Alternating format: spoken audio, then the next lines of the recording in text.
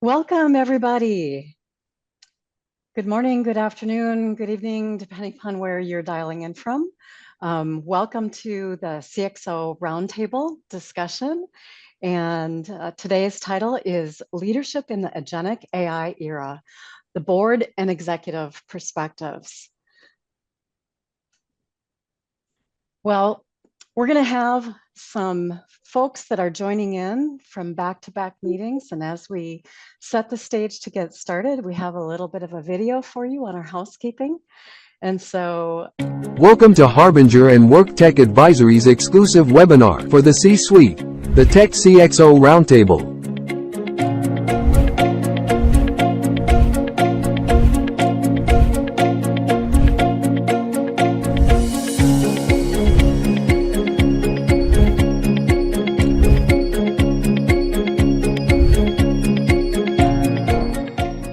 Select the right speaker for audio output. Test your speaker from audio settings. If necessary, join the webinar using your phone. Use the Q&A panel to share your questions. This webinar is being recorded. Attendees will receive the recording. Let's begin. All right, everybody. Thank you so much for joining us today. We have an exciting topic that is very relevant to the world that we're in today. And we do hope you choose to participate as part of our discussion. And if you have a question or want to interact with any of the panelists at this time during our discussion, just use the Q&A feature, and we will hopefully use your questions as inspiration, as well as being able to address them at the end of our session. So let's go ahead and officially get started. My name is Marilyn Pearson Hendricks, or MPH for short, and I am the co-founder and managing partner for WorkTech Advisory. Honored to be here today and your MC for this session. All right. Okay, so here's our game plan for our discussion. Is really the inspiration, if you would, for the CXO Roundtable is to do a deeper dive into some leadership topics at the intersection of technology and of the rapidly changing world that we're in, and to have an opportunity to share our expertise and maybe our battle scars and our experiences with one another in an elevated state. And so today, what we're doing is we're peeling back the onion a bit in terms of how boards and executives can navigate the technological disruption while maintaining strategic alignment. Never in our world have we had as much change as we have today, and maybe it's the least amount of change that we'll ever have in the rest of our life. So the only way that we know how to do this is hopefully to put our heads together and you know, the whole is greater than the sum of the parts. What we wanted to do today is dive a little bit into uncovering some of the dynamics that shape the board and executive collaboration and the relationship in the future, or call it the now, of work.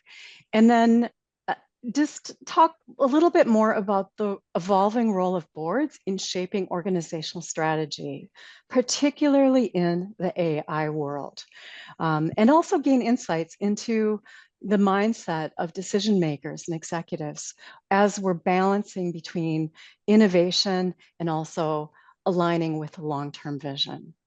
So that is what we expect to go into greater depth with you today.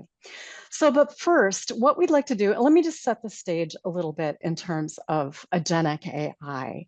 So what we're really talking about here is the, you know, systems and technology such that additional decisions can be made. We can unpack the power of human potential, but we now have a word that we're using much more in our vernacular today, which is agentic AI.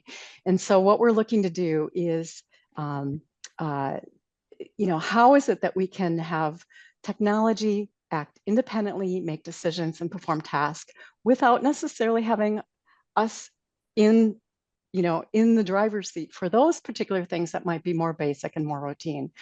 And on that note, one of the things that I wanted to share with you guys is as we were prepping for this webinar, we talked a little bit about obviously current events and what's in the news. And this month, Workday, they came out with two big announcements.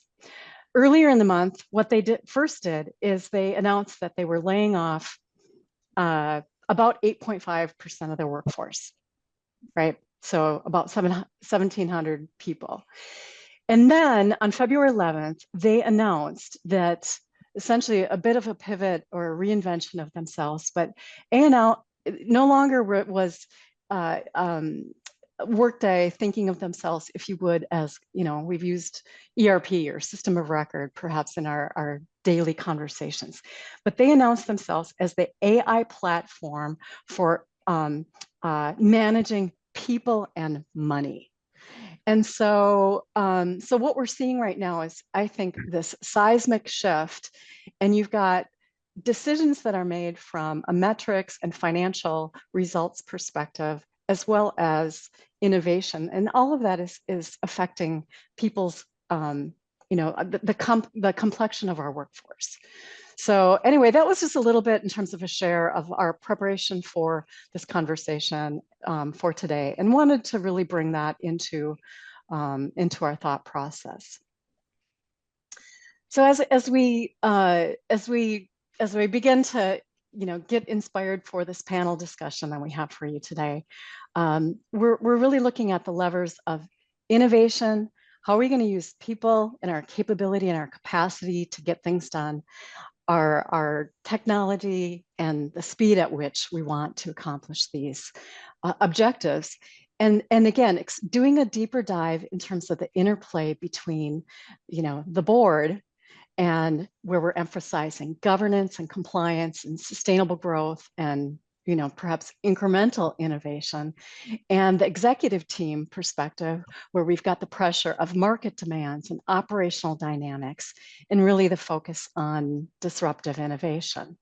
So that's just one example of an area that we wanted to go into, and then how that affects the complexion of our workforce, right? And so we hear a lot about upskilling and our expertise, and you know, the reduction of key metrics like attrition, things like that, and then also providing a fresh start to bringing in new talent and augmenting a skills gap that we might have in our organizations with bringing in new blood. So those are just a few of the thoughts that we have as I set the stage here for our discussion. Now with that, what I'd like to do is go ahead and crack on and give you just a quick overview of our three panelists that we have for today. And then as we flow into our next question here, our first question, what we're going to do is have each of the panelists introduce themselves, and in the context of their introductions, tell them or have them tell us what makes you interested in this whole topic. So, so I'm honored and thrilled to have our three panelists today. Let's go ahead and start with Steve. Steve Hunt is a serial author and expert at the intersection of employee psychology, workforce technology, and business performance. And he has helped literally thousands of companies create, design, create engaging, agile, productive, and equitable work environments. And so, Steve, I also hope that when you do your introduction, that you tell us a little bit about the books that you have written and what inspired you to go to become an author. In addition to Steve, we have Tim Juergensen, and Tim has over 30 years of executive experience in HR, organizational development, talent management, and extensive board experience. And he's served as CHRO for some of the biggest brands in our industry, in addition to Covenant Healthcare. You've been at Eli Lilly, Cummins Engine. Tell us a little bit when you do your introduction, and what inspired you about this topic here today. Tim, I hope you give us a little bit more texture. And then also the founder and CEO, Vikas of Harbinger Group. And Vikas is a business leader who's passionate about product development, technology, and entrepreneurship. And his mission is to help create software products that make a difference. So let's go ahead and start with you, Steve. Thanks. Well, thanks. Really excited to be here. Great, this panel. Thank you for involving me. Just a little bit of background. As you mentioned, I started out as a computer programmer and applied mathematician, then became a psychologist, and then I spent my career looking at how to use technology to create more effective work environments, and also looking at how is technology changing the nature of the work environments we need to create. I worked for a long time as a chief expert for working technology at SAP. And since you asked me to talk about my books, which by the way is like asking a grandma to talk about her grandchildren, I will talk a little bit about the books that I've written. I've written a book on, it's interesting, I wrote a book, my first book called Hiring Success. I actually talked about the use of machine learning for staffing. It was written in 2006. Now, back then we were doing it, but it was really clunky. But we said, this is going to be the future when computers are faster. Hey, it took 20 years, but we're there. My second book was a book called Common Sense Talent Management that was really looking at the one thing about work that isn't changing is the psychology of people. Generational differences affect our expectations and attitudes, but the core things that make us happy, engaged, stuff like that doesn't change. It's why we still read plays by Shakespeare. And so that book, Common Sense Talent Management, really tried to ground what is it that we know from psychology that's this basic stuff that we don't, that the challenge is not knowing what to do, it's doing it consistently, kind of like our own health. And then the most recent book, Talent Tectonics, is a really kind of more comprehensive look at how work is being changed by technology and demographic shifts, mainly the fact that there's more people aging out of our labor markets and entering into them. So that's what I've my focus on. I'm excited to have this conversation. Thank you so much, Steve. All right, Tim. I'm again honored to be part of this panel, and so many smart people I'm learning from here. This is terrific.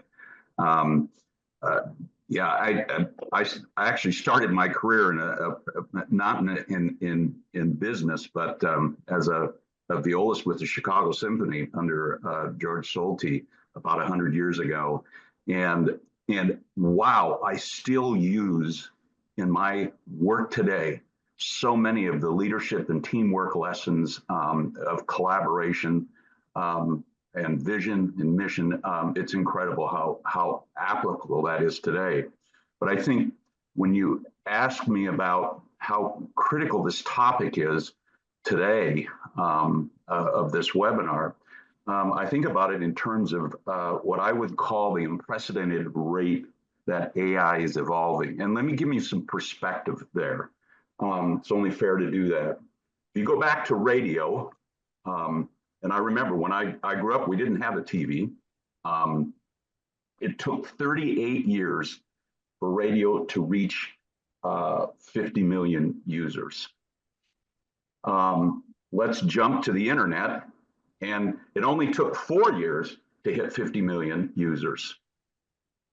AI took literally 2 months to hit 100 million users.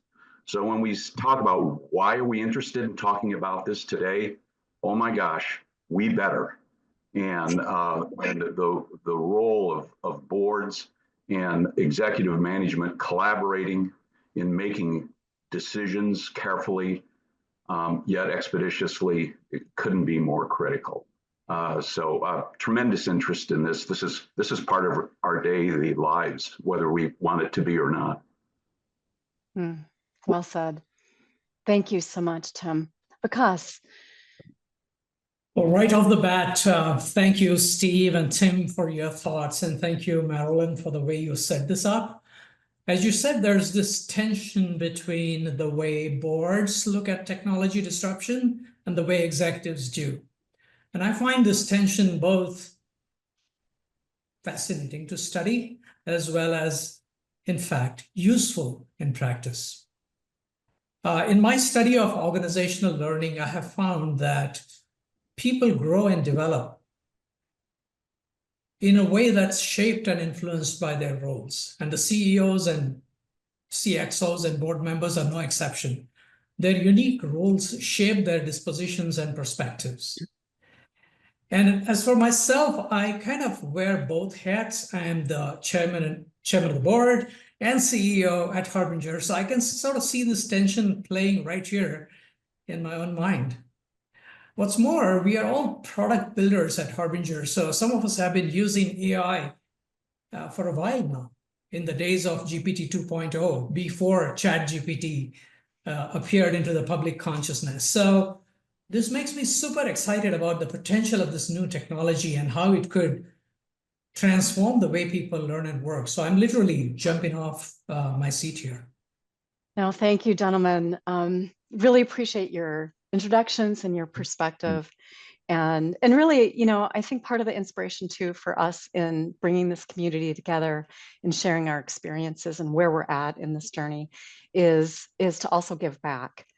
And so, and to this community that has really, given us the careers that we're all in here today and the work that we've been able to do. So definitely invite you to share your thoughts, your perspectives, and questions in the Q&A feature as well during this discussion.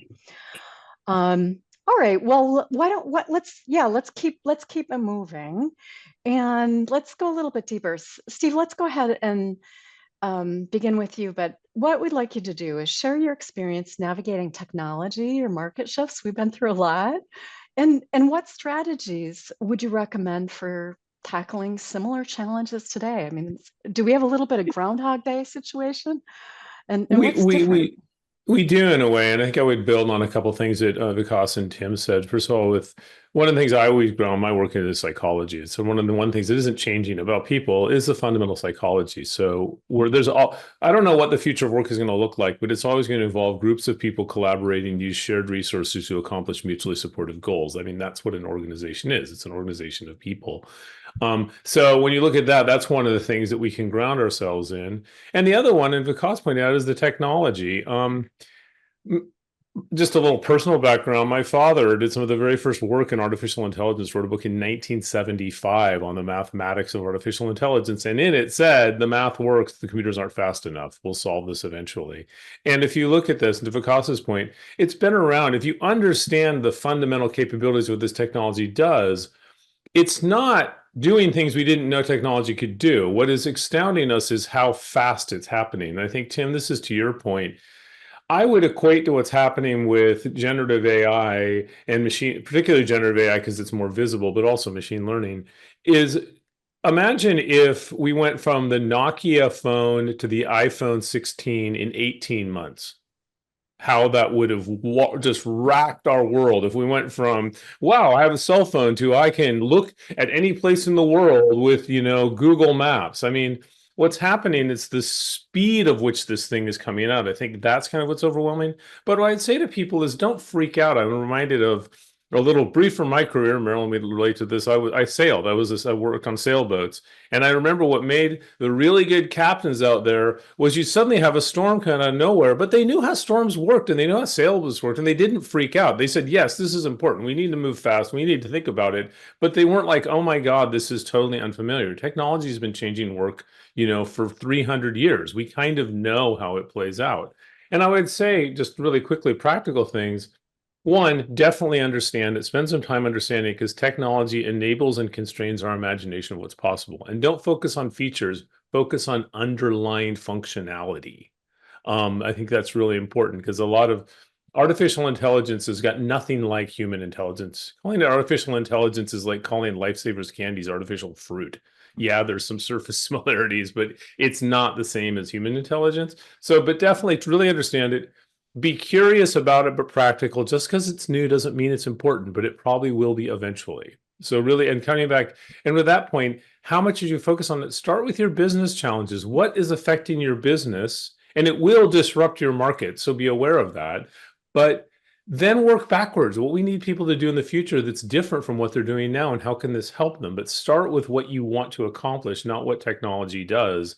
And then the last one is challenge yourself, though, too. I think, Vikas, that point you said about technology and our background, one of the biggest barriers to technological adoption is senior leaders who aren't familiar with it because they're like, remote work is a great example. Well, that's not how we did things when I grew up, and I'd have to change my behavior, and I don't want to do that. Everyone back into the office, which is stupid. It's, the office building was invented in the 1700s. I mean, it's dumb, so don't let your unfamiliarity with technology limit you as a leader in embracing the future, which is, by the way, if you want to, pardon my language, piss off young people, that's a good way to do it.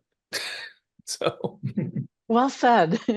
We are having a fiery discussion and no Well, it's shortage of early. opinions I got to here. wake myself up. It's 8 a.m. here. Exactly. More coffee. No, that's fantastic. No, really, really appreciate it. Thank you so much, Steve. Well, let's keep going. And let's go into our next question here and build on really some of the inspiration that has already been set in this discussion. Tim, you mentioned a little bit about the tension and the dynamic that happens in terms of boards and, our executives and operators. How should executives balance between the bold initiatives and the cautious approach so that we don't throw caution to the wind or the baby out with the bathwater? So we've got this governance and compliance and the need to be competitively relevant and survive. How do we do all this? This is like the meaning of life question. Sure. Well, there are a couple of things that I think are really, really important.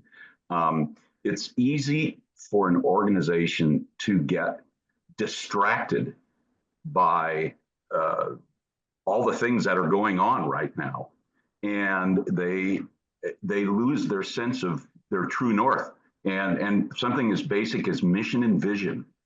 And my last CHRO role at Covenant Health, a very large Catholic healthcare organization, it's COVID, and wow, in healthcare at least, what an incredible impact that had on our mission.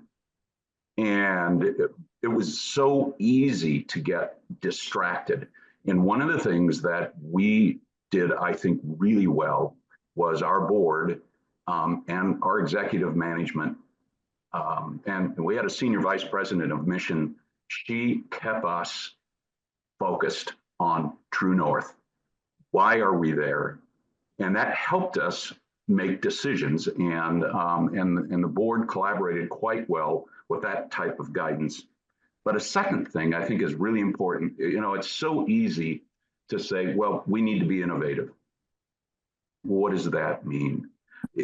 We made sure that we had a very intentional and structured process for innovation, and that was there before I even got there. And we used that structure to help make decisions that weren't haphazard.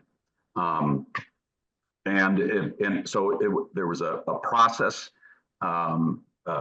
A couple of key things were questions that we ask ourselves: should we? And then could we? And then can we? And this was probably one of the most important questions we added: what would happen if we don't? Mm-hmm. Really understanding those consequences. And then also making sure that as we looked at technology, and technology played a big part in what we did in terms of providing great patient care when we had so many limitations with COVID, that we looked at technology advances in concert with our culture, with our operational needs, and how that aligned with our mission and vision. But really an intentional innovation model. And I could go deeper in terms of what we did at Lilly with that, and found when we didn't have one, what would happen. But that having an innovation model that's intentional and structured, and you board and executive managers have to work together to stick to it. I love that. An intentional innovation model. Right. So we're planning ahead, maybe to be able to use this, call it healthy tension, or this tension in a healthy way versus in a way that doesn't lead to outcomes that we prefer. Yeah. Steve, you have a thought? Yeah, I kind of just want to build. I think that's a really good point. I think also I'd relate to is look at the impact of this from different stakeholders' perspectives. There's a tendency at the board level to focus naturally on sort of financials and spreadsheets and numbers and all those things without looking at how it actually would impact employee experience. Like I'll give you a really good example of this, which is related. This is more machine learning than agentic AI, but it's scheduling is a good example. that there's really been a massive impact of using AI to allow employees a lot more control over their work shifts and work schedules so they can manage them the way, frankly, the way executives do. Hey, I'm going to take 2 hours off to see my kid play in a basketball game, but I'll work an extra 2 hours on Saturday. They don't live their life in 40-hour chunks.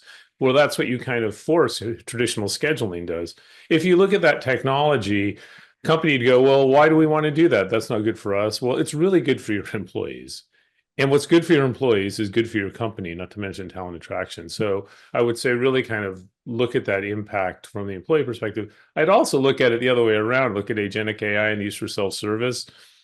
Let me put it this way. Most self-service systems, we learn from the whole ERP, that self-service is just a way of inflicting pain and suffering on thousands of managers and employees at scale sometimes. Really look at how these systems, if you want to, before you roll it out to all your employees in your organization, just use it yourself for at least 2 months without an executive assistant. And you're not going to use it. Just try it out. Get somebody on the board or exec team to volunteer to give it a try. And if they come back screaming for it, you go, this thing's terrible. Don't roll it out to your company. Fix it. I love the inspiration. It's and the importance of the user experience and the executive experience as well. Yeah. Well, it is the executive experience when it's disconnected from the employee experience. Bad things happen That's when the you have too problem. much disconnection between those two. That's a really, really good point. Well, kind of building on that. So we're looking at the bold initiatives and balancing that with, call it a practical and governance and metrics-based approach. Maybe let's talk a little bit more on our next question, and look at a different lever. And so, Vikas, maybe it would be really good to get your perspective on short-term versus long-term and alignment. How can organizations effectively manage short-term actions required during disruption while ensuring alignment with long-term goals? How have you dealt with this in your past or today? Yeah, this is a kind of a trick question. I do not see these two as being different. In fact, if there is a true technology disruption, it would require you to relook at strategy, and the short-term actions would follow from that. So it's really not a good idea to think of a disruption as a short-term nuisance and hoping that it would go away, because it's not going to go away. It's here to stay. Let's take a concrete example. You talked about Workday agents, right? These are end-to-end workflows that can take care of your onboarding, hiring, offboarding, all kinds of employee experience workflows, right? Now, suppose, I just want you to imagine that you run an independent HR contact center, and you have hundreds of human agents who pick up the phone and answer people's queries. Now, when a technology like agentic AI appears and Workday announces something like this, your customers are going to say, well, we don't need as many agents as you're providing because we now have AI agents. And you might think of this as a short-term issue and offer some price reductions. And that's a knee-jerk reaction, because that's doomed to start a race to the bottom. You would do that, your competitors would do that, and ultimately it won't work, because AI agents is not a short-term issue. As a second option, you could think of the long-term opportunity to move up the value chain. You could think about things like agent customization, agent training, and I mean AI agents, of course, dataset management, and other value adds, potentially revising your prices upward and not downward. And you could potentially say to your customers that let's retain the contracts and have a gradual plan to move toward automation, creating value for yourself as well as customers. So that's an example of how a strategic view of a technology disruption can inform your short-term actions that align with the long-term. But let's take another example. Sometimes a disruption may not lead to any short-term actions. Let's think about IKEA. as you know, wildly successful home furnishing company, right? Go back to the year 2000. Everybody was jumping on the e-commerce bandwagon. What did IKEA do? They held out for 16 years. They did not have any meaningful investment in e-commerce. 16 years. And for those 16 years, they just outpaced their competition in revenue growth, in profitability, and they just ended up doing so well. And in 2016, finally, they sort of got into e-commerce. Today, a quarter of their sales are e-commerce. Now, what's the rationale behind this? The rationale was simply this. A big part of their value was the store experience, and they had these investments in stores where people would show up with their families and enjoy being part of that experience. So it's very important to see that sometimes no action is a good action as well.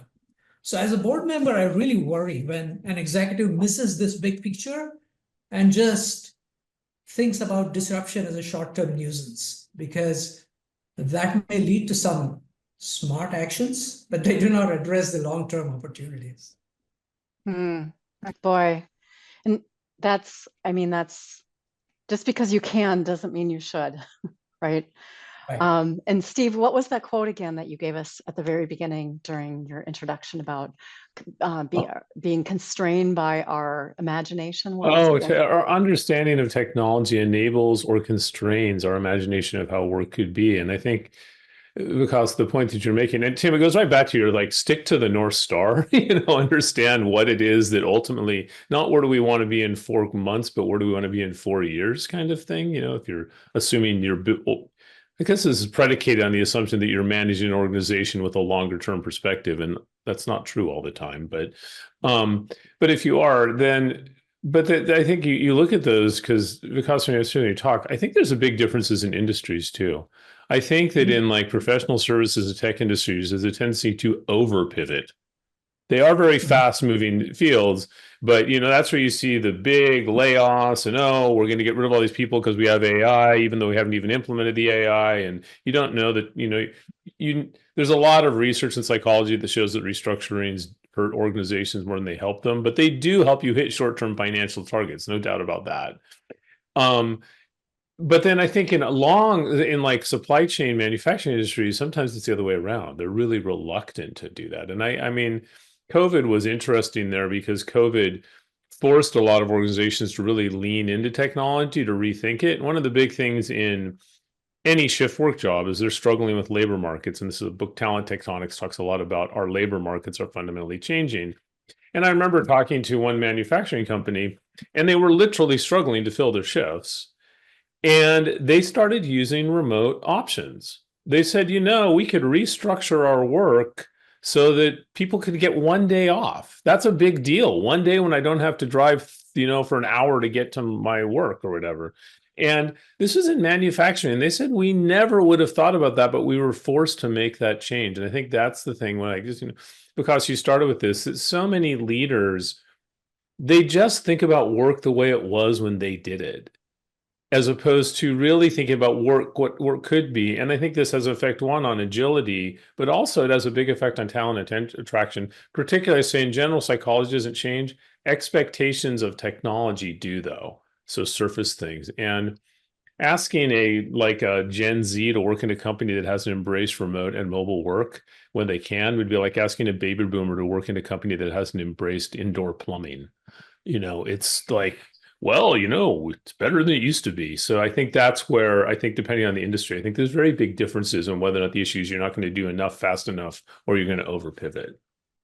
Marilyn, I can jump in here real quick. Yeah. Because I'm inspired by Vikas and Steve's comments here. I think that and this is where boards and executive management need to put their heads together and be fully connected in terms of do they have the right leaders in the right place at the right time.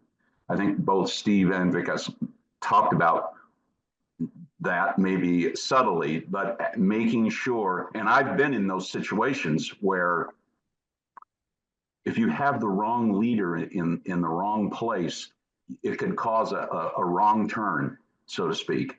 And I think that's where boards and executive management have to collaborate and ask themselves, as they look at the disruptions, do we have the right people in place to lead us out of that? You know, an important question for boards and executive management, I think. Well, and then the need for continuously reinventing ourselves, right? Which is one of the reasons why we put together the CXO Roundtable, is so that we could talk openly about these types of topics and be able to share that as a community. You know, on Marilyn, go I have a ahead. question. Am I allowed to ask Tim a question? Yes, you are. Of course you are. Uh-oh. Yeah. Well, Tim, no, I want to build on, because what you said, you know, like is the board, and that's a huge part of boards, is making sure that, you know, key leadership positions are set for the right person. When it comes to technology, I could see as being a board member saying, this is a person I'm hiring because they're supposed to understand this technology better than I do, and Lord knows I don't understand it. Do you have any guidance or advice on what boards could do to better guide those decisions, where they're really, I guess, for want of better, from the board members themselves may not really be qualified to evaluate if the person is effective or not? Because I think when it comes to technology, I could imagine that being a real issue. Steve, this is like the perfect lead into the next question, Oh, which good. is about frameworks. So yeah, it's basically it's sliding right in. How can organization? Oh, the next one. But what practices or frameworks do you recommend? Right. So how do you do it?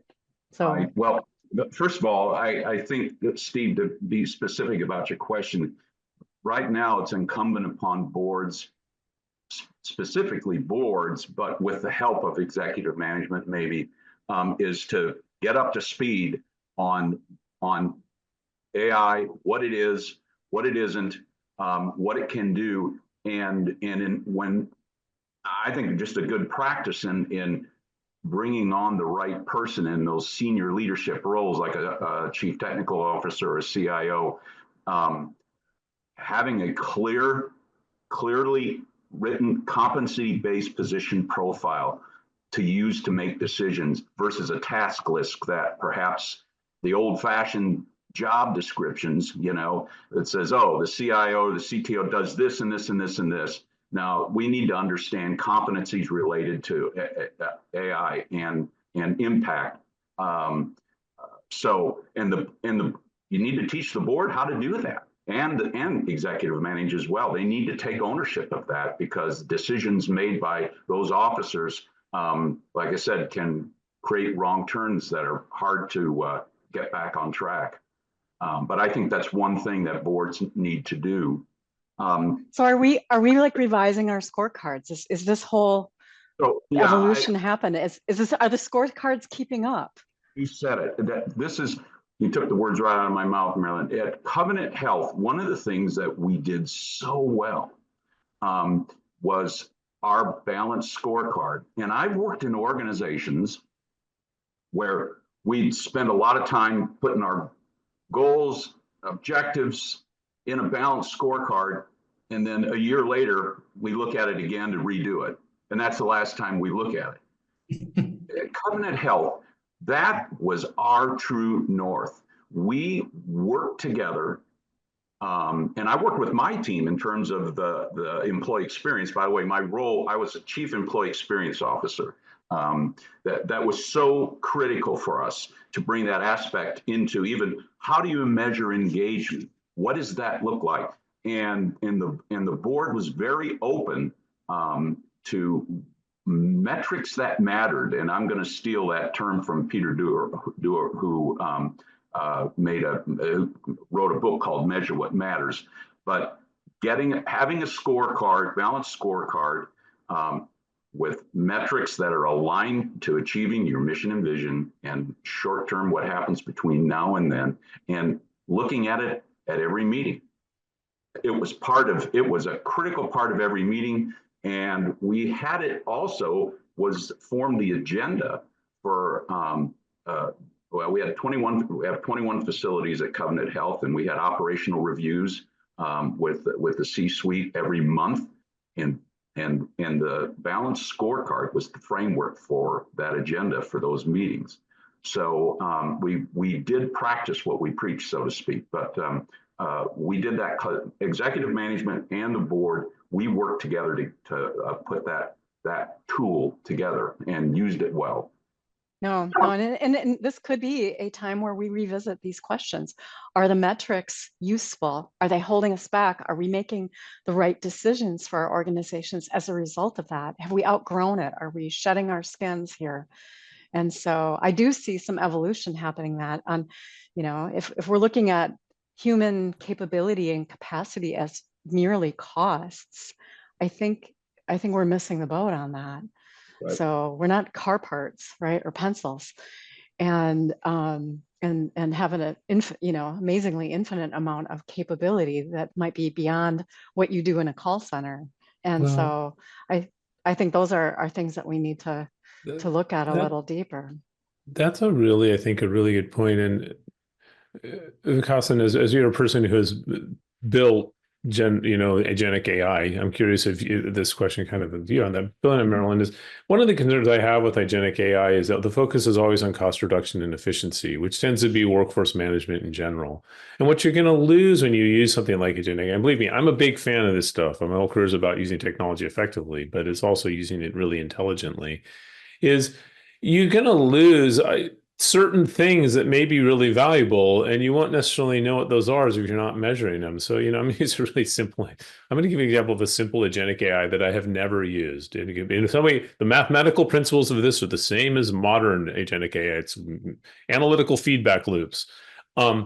Cruise control. I have never gotten comfortable with cruise control. And the reason I'm not comfortable with cruise control is I don't like giving up. Like, say, if I put it on cruise control, one, I'm not going to drive the way I like to drive, and I'm kind of an aggressive driver, to be honest. But the other way is I'm not going to pay enough attention. And I know also myself that my mind will wander to something else and I won't pay enough attention. So I've never used cruise control, which is a very simple form of agentic AI in a way. But that concept would apply to a lot of agentic AI, where you could see the cost reduction, the time savings immediately, but you're not going to see the subtle things that humans do, which is pick up the stuff that AI doesn't pay attention to. Like, wow, can you smell the brakes are on fire? AI doesn't smell, right? So I'm curious, to me, that's really what metrics are you putting in place when you're developing a strategy for using agentic AI? And what about them is not about efficiency, it's about effectiveness. And I think that's on its impact. So, because you've built this, have you seen this play out in your building of agentic AI? Well, absolutely. I think there's probably a view that agentic AI is primarily useful for reducing costs or cutting the headcount, but nothing could be further from truth. You could also use it for opening new revenue streams, and you could also use it for improving customer experience or employee experience. So those are all the different types of outcomes possible with agentic AI. It's not just the cost reduction. In fact, if anything, you might end up spending on the GPUs and the compute costs. So there's got to be a comprehensive view of what is achievable with AI beyond cost cutting. That's one thing I would say to your question. And in terms of putting it into concrete metrics, I think once you know what your objective is with a piece of AI, you would then be able to design the right kind of metrics. For example, if you're a digital publisher that would like to reach out to 14 different languages with all your content, you would probably look at the time to market, or the efficiency of translations, or the effectiveness of translations within your translation memories. So those are the kinds of things that would use to determine how effective it is for you. But it's all down to technology affordance. What tasks can this technology do? And then having realistic expectations about that. And sometimes we just have these blinders and focus on cost reduction, and nothing else. Yeah, we can't cost reduct our way all the way to growth, right? And this is actually a really nice lead into our next question. And maybe we're kind of driving it into here, but if you had to make one change in how boards and executives collaborate in 2025, what would that be? One change. Steve, if mine would, I think we're just hitting yeah. on it. It's having something in those spreadsheets and everything that you look at that measures actual employee value, because very often companies have lots of information on headcount costs and demographics and job titles. But do you have something that gives you a sense of what's the cost of not employing somebody? What do you lose in terms of their capabilities? And this is where technology is getting much better, particularly being able to link HR data about skills and capabilities to business data like customer satisfaction and performance. I will make a little shameless plug on it. I actually wrote another book, a very short book on the topic of quality of hire. Then you're going to see it. It's coming out in about a month, but that's a perfect example. Most companies, when they manage staffing, they never measure, are these people that we're bringing in really high quality? They don't measure stuff that happens after the hiring decision. But I think in general, that's my main thing. What on your spreadsheet is going to show you the lost revenue that will happen if you fire someone? Because you will lose revenue. Are you measuring it? Right. I think that's a quote here for this conversation. And it's, I think Einstein gets he gets credit for this, but not everything that can be counted counts.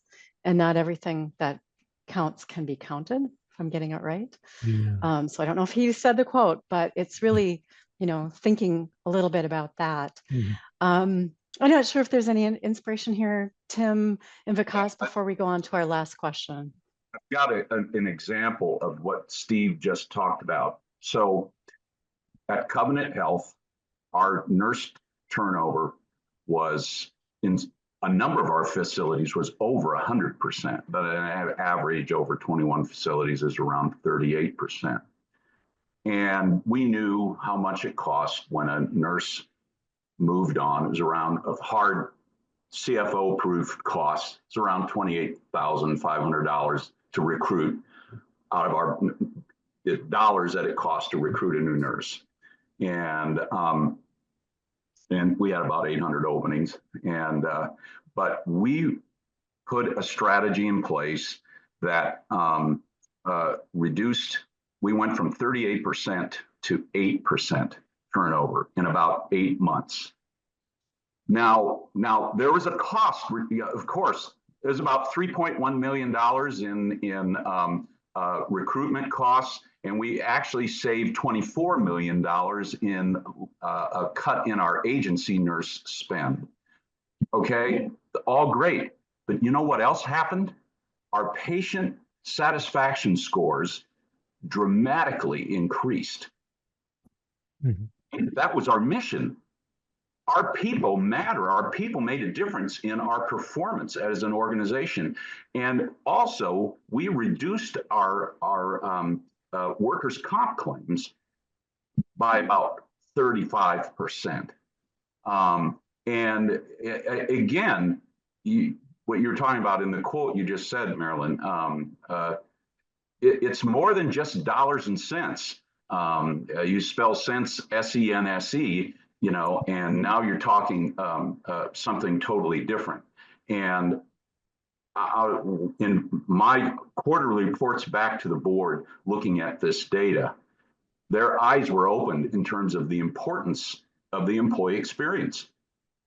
It's critical in any industry, not just healthcare, but in healthcare, because it's healthcare, I think it's a very emotional thing, So I think the effect was even more.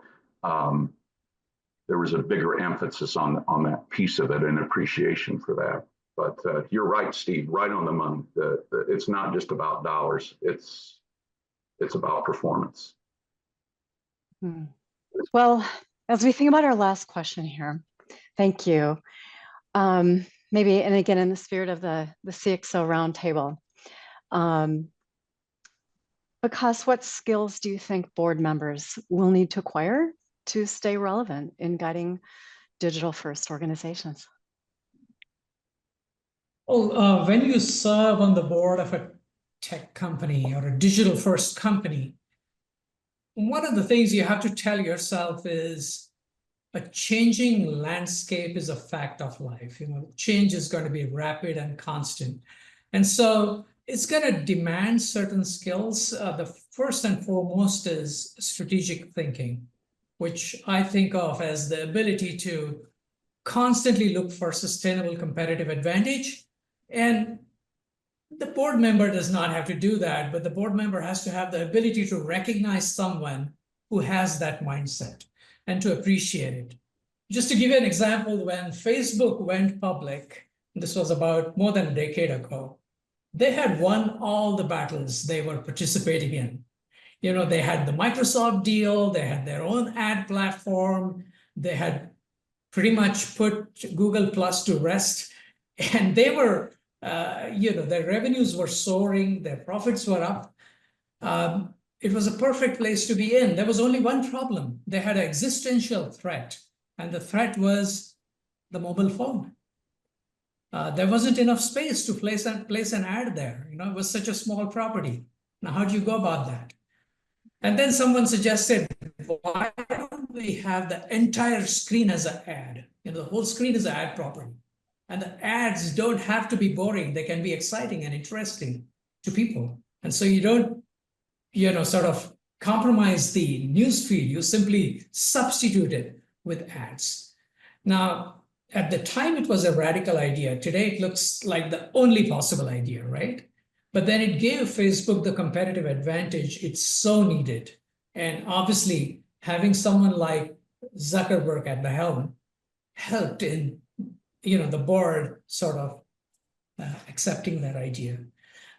This strategic mindset is, I would say, the biggest board skill. The second is a good knowledge of technology affordances. What can technology do and what it cannot do? And my favorite example is Starbucks. Howard Schultz deeply believes that the secret of Starbucks is the relationship between the barista and the customer and the community they form together.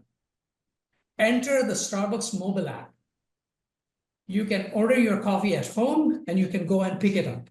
It severely disrupts the customer Did that this experience. morning. There you go. He perhaps continues to harbor a healthy skepticism about the mobile app. And I think that's a good thing. You need board members like that who are not all geeked out about technology, but who are willing to see what it could do to the of your company. So the third thing I would say is really becoming a good consumer of AI at a personal level. I think every board member should do that. It could be like, what would be your bring your own AI toolkit? What are some of the things you would like to have in your toolkit? For example, Steve might say, I need an agent that could write a blog in my unique style with the first 25 words, putting a paradoxical statement, and then followed by an example, and then a conclusion. You need that, right? And you may have your toolkit comprising many other things. So once you become a good personal consumer of AI, the next thing is you broaden it. And you say, how could I do this at an organizational level? What kind of agents could I use? What would that do to my unit economics? What would that do to change management? So this is how you would develop as a board member from your personal experience of AI to someone who would support AI initiatives in the company. So I'll stop there. No, I love it. And it's like the more things change, the more they stay the same. So we're kind of coming into really the fundamentals. And so again, I see that we've got some interactions starting to happen on our Q&A. I hope you get inspired to put your thoughts, comments, and questions. We've got a couple out there that we're going to touch on before we close out. But what we'd like to do is just a little bit of a recap, right, of our session from today. And sure, I get back here. Thank you so much. But yeah, just to bring this home here today, and hopefully you were able to walk away with some good tidbits, reinforcing perhaps some things that you're already thinking about. Are we on the right track? Are we doing the right things? Are we doing the right things right? But leadership in the agentic AI era, board and executive perspective. So What we heard, Tim, you brought this up, reaffirm your mission, vision, and strengths as a guiding principle to stay focused on change. And that this also involved really relooking or building frameworks as a way to serve as a conversational model between the leadership and your operating team, if you would, as well as the board. And so that lends itself to building an approach to combining critical thinking, can never get too much of that, risk management, and a culture that embraces learning from failure. We didn't go too much into the, if you would, the learning from failure, but we certainly have lots of examples of those moments from our life where, in our travels, where maybe we would have done it a little bit differently if we have to do it over again. Mindset, we used that term a ton during this conversation here today, but we need to be continuously seeking sustainable advantage in a changing landscape, and that includes our own personal growth and those hopefully around us that we get to inspire to show up as our best selves at work. And then also keep using technology. Steve, you talked about it in terms of self-service. We got to learn, we got to walk the talk, and we have to use the agents. We have to experiment. We have to carve time out of our lives to play with it, and then also to be intentional about the ways in which we want to use it or not in terms of those use cases, and that certainly can vary. So just a few key takeaways. We want to keep a moment here for questions, and we see a couple that are from the audience here. And Lexi, if you're still out there, great, thank you for including this. But let me just do a quick recap on WorkTech Advisory. My name is Marilyn Pearson Hendricks, again, for anyone that doesn't know me, or if you're joining after our initial intros. We have a global team of executives and professionals in our community that support the founders and the senior leadership teams of the WorkTech companies in our space. And our sole mission is to unlock the revenue potential of the innovation that is being invented and brought to market every single day. So our aim is to reduce friction from that go-to-market motion. And so we do focus on growth acceleration, investment and sale readiness. It's always coming back to key messaging and strategic positioning or repositioning, and not to over pivot in terms of what Steve had observed and recommended, but really, you know, how do we bring this goodness that we're inventing to the people who need it the most. And then on the Harbinger side, I'd like to invite Shrikant to give us an overview of Harbinger. Hey, thanks, Marilyn. Wonderful discussion. I mean, I know we're coming to the end of it, but great discussion. Thanks to Tim, Steve, and Vikas for the thoughts. Quick thing about Harbinger, you know, we've been in business for about 30 years, and change has been kind of one thing that is constant with Harbinger when it comes to what we are doing, and you know, how we are helping software vendors in the HR and learning space build technology. And we have seen quite a few transformations. Right now, we are in the midst of it.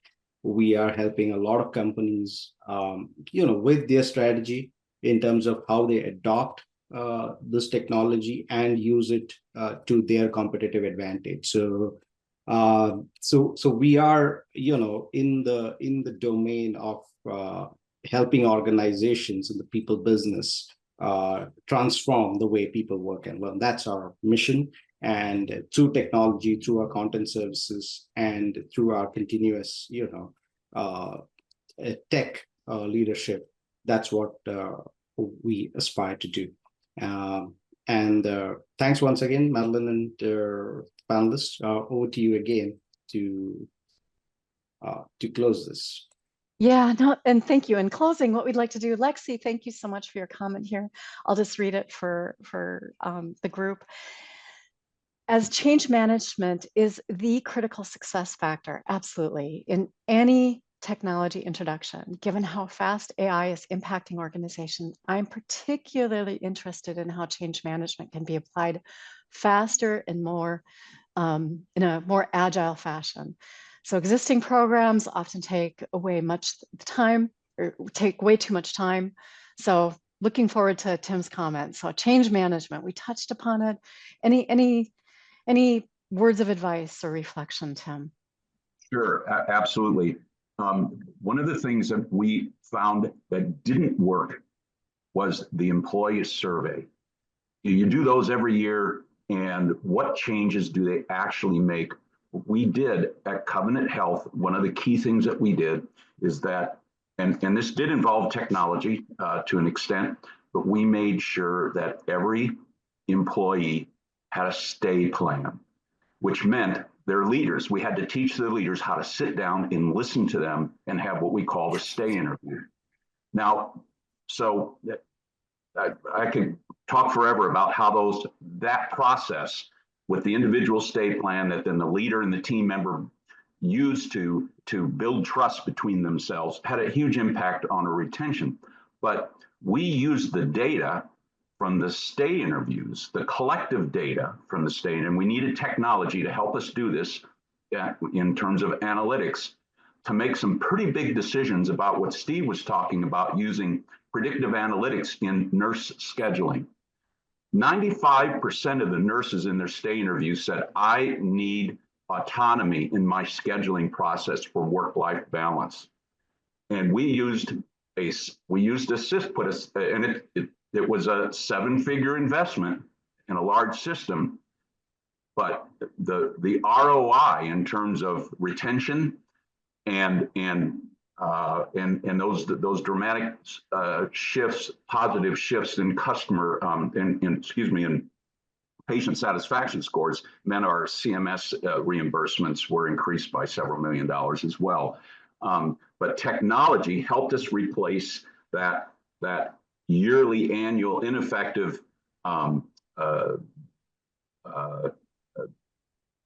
survey with real-time data that helped us make big decisions that impacted the whole organization, in addition to those individual stay plans. Can I close with one comment? I think that's a great story, Tim. I will say one thing is going to sound a little heretical. In some instances, if the technology is easy to use, it does what people want it to do, it's easy to deploy, the technology is the change management. How much change management do you get when you start a new app or a new phone? It just changes and we adapt. But it has to work and make sense to people. So not all the time, I don't want to overstate that, but in some cases, when things like particularly agentic AI, in a lot of cases, if it's really well run, you roll it out and people go, hey, this makes sense, makes my life easier, thanks. So we'll be the change. Yeah, we'll be the change. And I know we're wrapping it up here, but thank you, Steve, and thank you, Tim, and thank you, Vikas and Shrikant and the team here. Inspiration for our next CXO Roundtable, perhaps on change management. That topic deserves a whole hour. So thank you, Lexi. Thank you to the people who have joined us here today in the community and for being our inspiration to level up